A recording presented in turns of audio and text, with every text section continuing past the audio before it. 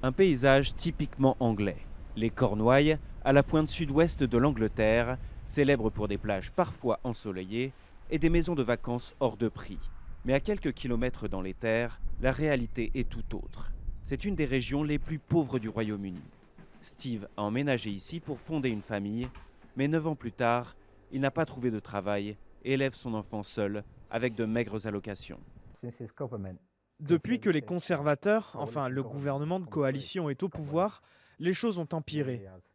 Je ne dis pas que le gouvernement précédent était parfait, mais dès que David Cameron est arrivé au pouvoir, tout a commencé à se dégrader. L'allocation chômage de Steve a été suspendue pendant 5 semaines quand son conseiller Pôle emploi a refusé de changer la date de son rendez-vous.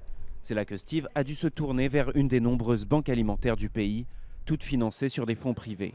Aujourd'hui, il est lui-même bénévole et a découvert que, comme lui, des milliers de personnes avaient vu leurs allocations coupées du jour au lendemain.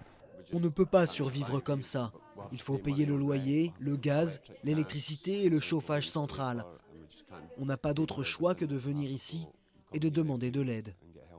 Quand cette association a été mise en place en 2009, en pleine crise financière, elle fournissait 140 repas par mois. Aujourd'hui, elle en sert 10 000. Les Cornouailles sont loin d'être un cas isolé.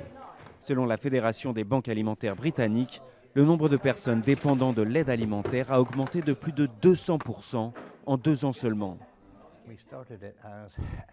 Quand nous avons commencé, nous étions là pour donner un coup de pouce en cas de pépin. Si leur voiture était en réparation ou qu'il y avait une grosse facture à payer par exemple, on pouvait aider les gens dans ces moments difficiles. Mais aujourd'hui, on n'en est plus là du tout. C'est presque devenu un mode de vie.